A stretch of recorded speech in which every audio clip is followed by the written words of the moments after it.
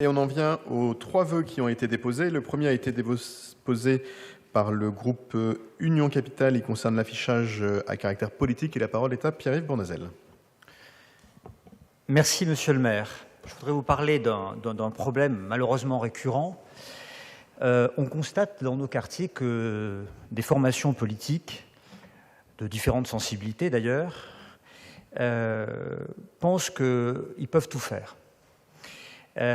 Ils collent des affiches partout, sur des murs d'immeubles, sur du mobilier urbain, sur des vitrines de commerce fermés, sur des kiosques citoyens, sans aucune autorisation.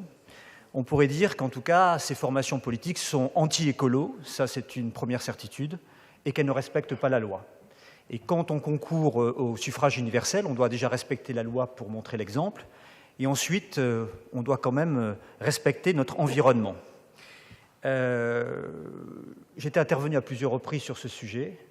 Je crois qu'on avait déjà parlé de ça dans nos enceintes au Conseil du 18e et au Conseil de Paris. Et malheureusement, certaines formations politiques ne l'entendent pas ainsi. Et donc je souhaiterais que la ville de Paris puisse s'emparer du sujet. Et je voudrais qu'elle dénonce publiquement ces pratiques illégales à caractère politique lorsqu'elles portent atteinte à l'intégrité du mobilier urbain et des bâtiments parisiens. Je souhaiterais que la ville renforce les sanctions administratives à l'encontre des partis ou mouvements responsables de ces actes illégaux. Je voudrais qu'un rappel clair et public soit effectué sur les emplacements autorisés pour cet affichage, en les rendant visibles et facilement identifiables pour l'ensemble des formations. Pourquoi pas étudier d'ailleurs la possibilité d'un affichage numérique qui serait réglementé et consultable par les Parisiens afin d'accompagner une meilleure régulation de l'expression politique partisane dans l'espace public. Il faut que la ville engage d'ailleurs des politiques de prévention auprès des partis politiques en amont des prochaines échéances électorales pour rappeler les règles et les engagements nécessaires au respect de l'espace public. Et il faut que la ville de Paris porte plainte contre celles et ceux qui ne respectent pas la loi et qui ne respectent pas notre environnement, qui ne respectent donc pas les citoyennes et les citoyens de Paris. Si nous voulons une ville propre et bien entretenue, je vous propose de voter ce vœu. Monsieur le maire, je voudrais faire une courte digression. Il y a quelques instants, nous avons entendu beaucoup de collectifs d'habitants faire du bruit devant le conseil d'arrondissement. Ces habitants viennent de la Porte de Clignancourt, viennent de Montmartre, viennent de Châteaurouge et de tous les quartiers du 18e.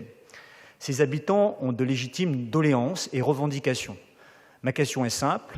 Avez-vous reçu une délégation et comment comptez-vous entendre, respecter ces habitants qui ont de légitimes demandes ? On peut avoir des désaccords en démocratie, mais lorsque des collectifs se rassemblent, s'unissent et qu'ils ont des demandes, je pense qu'il c'est bien de les entendre, de les respecter et de voir comment on peut progresser avec ces collectifs d'habitants pour trouver des solutions dans l'intérêt général. Je vous remercie. Je vous remercie. Je vais laisser notamment Kevin Navet répondre à votre vœu. Ces collectifs, on les a tous rencontrés à de nombreuses reprises.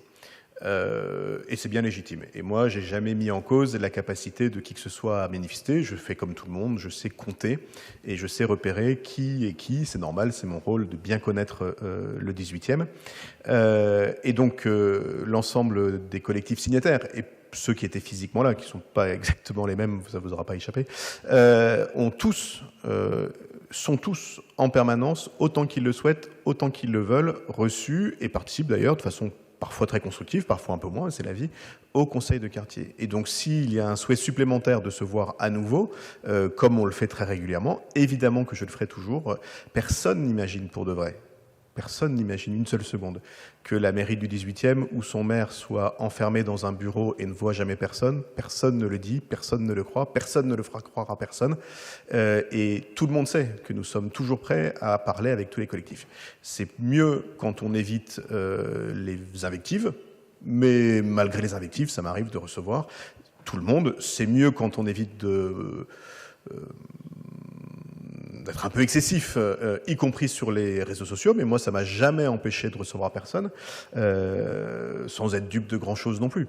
Mais ça m'a jamais empêché de recevoir personne, et donc on va continuer tranquillement à faire ce qu'on a toujours fait, c'est-à-dire prendre en compte l'ensemble des revendications de tout le monde et dire la vérité. dire ce sur quoi on avance et dire ce sur quoi, on parlait de la porte de Clignancourt par exemple, ce sur quoi c'est plus difficile d'avancer, qu'on en soit responsable ou pas. Et donc moi je suis toujours, comme tous les élus d'ici, à l'écoute, mais surtout au travail avec tous ceux qui le souhaitent. Il n'y a pas grand monde qui puisse dire que c'est pas le cas. Et après, s'ils veulent par ailleurs manifester en plus, mais il n'y a aucun sujet, c'est la grande démocratie, la grande liberté. Dans le 18e, on est libre, on aime bien débattre. C'est mieux quand ça se fait dans un cadre respectueux des individus, mais quand bien même ce ne serait pas toujours totalement le cas, c'est jamais un empêchement total dans le 18e. Et la parole est à Kevin Havet. Monsieur le maire, chers collègues, merci de cette question. On va se parler franchement. Évidemment, on a avancé sur l'affichage associatif. On va peut-être commencer par là, par les bonnes nouvelles. Et je remercie en particulier ma collègue Fanny, avec laquelle nous avons avancé sur le sujet. C'est un point important, parce que régulièrement, les associations nous l'indiquaient. Comment mieux communiquer, c'est un point que vous évoquez également en parallèle dans votre question. Mais donc, le 18e, depuis de longues années, a à cœur donc, cette liberté, davantage justement l'encourager. Et donc, on a progressé en la matière durant cette mandature. On va se parler aussi franchement, on a une difficulté sur l'affichage politique que nous rencontrons. Et peut-être aussi, on peut peut-être commencer à saluer les différentes organisations politiques qui se sont engagées, certaines de longue date, d'autres plus récemment, à ne plus faire d'affichage politique. On va essayer de mettre aussi en avant celle-ci, et c'est important. Et je crois que c'est le cas de quasiment toutes les organisations politiques qui sont autour de la table. Et j'ai bien conscience que celles qui sont en cours ont envie d'avancer en la matière. Et en tout cas, allons en la matière. Peut-être aussi voir comment font les autres. Si on fait un pas de côté, comment avancent les autres villes et collectivités.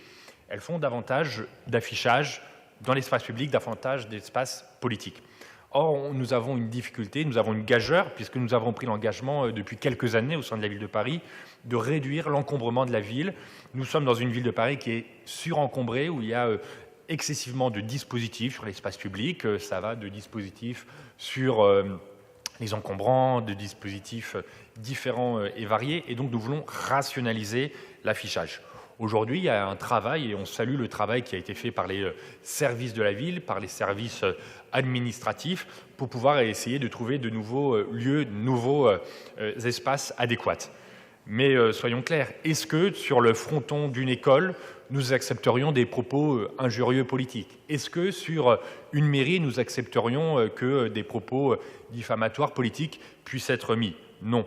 Et donc nous avons aujourd'hui, à date, c'est vrai, une difficulté dans une ville de Paris dense à trouver ces espaces-là.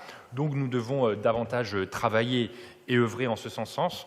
Mais la raison pour laquelle nous appelons à voter contre ce vœu, c'est surtout cette proposition d'un affichage numérique, puisqu'il convient à la fois pas à la mairie ni au maire du 18e de décider de ce qui peut être communiqué. Et nous avons à cœur de pouvoir laisser librement les acteurs pouvoir s'exprimer en la matière. Donc nous avons avancé sur l'affichage associatif. Et nous devons faire mieux, collectivement, en ayant conscience des difficultés majeures que nous rencontrons dans un espace public contraint, comme est celui de la ville de Paris. Merci. Je crois que Frédéric Badinter-Serpette voulait une explication de vote. Et ensuite, Éric Ellers. Ouais, très rapidement, au nom des écologistes qui sont, comme vous le savez, très mobilisés sur cette question-là. Kevin a dit l'essentiel. On doit encore avancer sur l'espace public et notre capacité à pouvoir proposer de l'affichage tout en tenant compte du désencombrement. Bon, c'est pas satisfaisant, on a encore à avancer. Moi, j'aurais juste à vous dire, Monsieur Bournazel, que le vœu fait sens, mais il aurait pu être rédigé différemment. Vous auriez pu aussi faire référence au fait qu'il y a quand même beaucoup d'habitantes et d'habitants qui souhaitent que cet espace public soit désencombré et qu'il faille trouver des solutions pour faire en sorte que tout le monde puisse s'exprimer. Vous auriez pu mentionner le fait que notre politique en matière d'expression de la vie associative, comme le disait Kevin, s'est fortement développée et que dans cette perspective-là aussi, ça permet de faire en sorte que chacune et chacun puisse prendre la parole dans l'espace public. On en a besoin. Voilà. compte tenu aussi quand même de notre cohérence sur ces sujets-là, on s'abstiendra sur ce vœu et on restera vigilant sur le fait de faire en sorte que d'ici la fin du mandat et pour le mandat prochain, on puisse quand même bénéficier d'un minimum d'espace pour pouvoir s'exprimer dans l'espace public, à condition que la parole soit respectée et qu'il n'y ait pas de propos diffamatoires. Nous sommes bien d'accord. Merci. Éric Ellers. Oui, merci, Monsieur le maire. Nous rejoignons pleinement les préoccupations exprimées par Pierre-Yves Bournazel.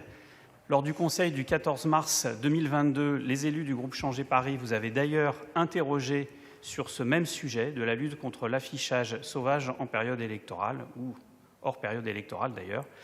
Vous nous aviez répondu en substance que vous aviez pris le parti de nettoyer, donc aux frais du contribuable, mais sans sanctionner, au motif que le 18e arrondissement ne respecte pas ses obligations en matière d'affichage libre.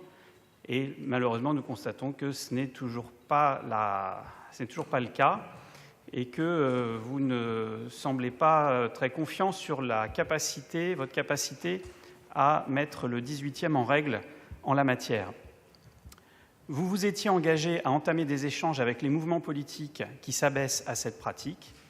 Et donc, effectivement, la plupart, et non pas tous ceux qui sont autour de cette table, il y en a encore un qui s'abaisse à l'affichage sauvage. Rue du M. Voilà, et ailleurs, hein. Voilà. Rue des Poissonniers, régulièrement, voilà. Et notamment, parfois, même y compris un élu qui siège dans notre Assemblée. Voilà. Avez-vous fait cette démarche? Voilà. Cette démarche a également été effectuée par un candidat que vous avez soutenu lors des dernières législatives. Voilà. Aussi, l'insuffisance des supports...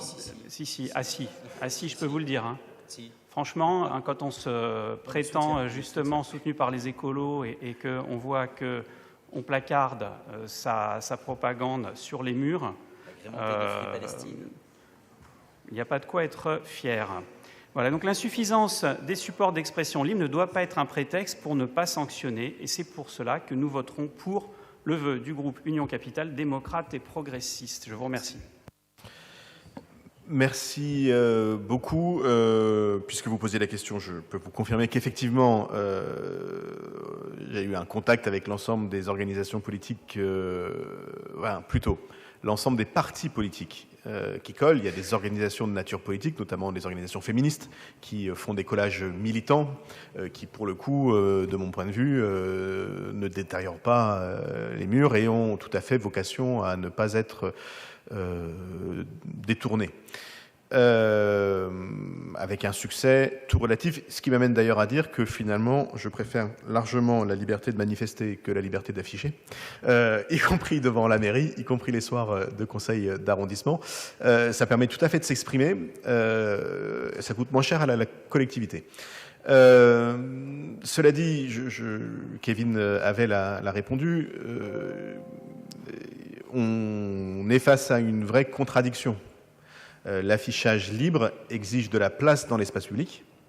Moi, je ne prendrai pas la responsabilité d'autoriser de l'affichage libre sur des équipements publics, parce que je considérerais qu'il y a trop de risques à ce que des messages de nature illégale, d'ailleurs, y compris racistes, antisémites, puissent être apposés sur des bâtiments publics. Donc, je ne veux pas que sur les écoles, sur les équipements sportifs, on puisse faire de l'affichage complètement libre. C'est pour ça qu'on est arrivé à avancer sur l'affichage associatif, mais pas sur l'affichage libre.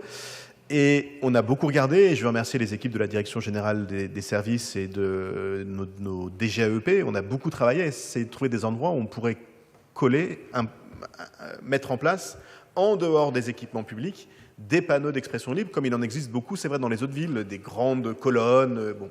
Sauf que ça va en contradiction, Kevin Navel l'a dit, avec notre volonté de désencombrer l'espace public, qui est très densément utilisé, notamment dans le 18e, qui fait que je suis assez certain que si on rajoutait des grands panneaux d'expression au milieu du Mail Béliard, rue Jean Cocteau ou sur le Mail Binet, les habitants seraient relativement mécontents de voir leur espace occupé par ces lieux. Et donc, c'est vrai qu'on a une vraie difficulté difficulté, je ne suis pas sûr, mais je suis prêt à tout regarder à nouveau, hein, qu'on trouve facilement une solution pour avoir suffisamment d'espace d'expression politique libre dans notre arrondissement. Et donc, il faut choisir quoi. Et c'est un choix qui, de mon point de vue, quand même, me conduit plutôt à préserver notre politique de réduction de l'encombrement de l'espace public que de l'ajout d'espace d'expression dans la rue. Enfin, un dernier élément, pour le coup, moi je suis totalement, absolument défavorable à l'affichage numérique. Je crois que c'est une position qui est partagée par les élus écologistes, enfin, par l'ensemble de la majorité. D'abord parce que c'est pas écolo. Et ensuite, pour une deuxième raison, c'est que qui dit affichage numérique dit autorisation. Il faut quelqu'un qui le mette dans la machine, quoi. Alors là, on sort de l'expression libre et on arrive à qu'est-ce qu'on autorise, qu'est-ce qu'on n'autorise pas. Donc, un, je suis contre les trucs numériques tout court. Et deux, quand bien même on se retrouve avec une difficulté, c'est que moi, je me vois pas censeur des expressions des uns et des autres. J'aime bien la liberté et j'aime bien la liberté d'expression. Voilà pourquoi on est un peu coincé. Donc moi je suis un peu comme tout le monde, à la fois je partage l'objet et puis en même temps je vois bien qu'on trouve pas de solution, donc je n'inviterai pas à voter pour. Je comprends la position des Verts qui est du groupe écologiste qui est de s'abstenir. Moi j'invite plutôt à voter contre parce que en réalité j'aime pas trop voter un vœu en me disant je sais pas trop si je vais y arriver derrière, quoi. Et donc je vais mettre aux voix ce vœu qui est pour, qui est contre, qui s'abstient. Il n'est pas adopté, mais j'ai bien conscience qu'on n'est pas au bout de la discussion et au bout de la problématique.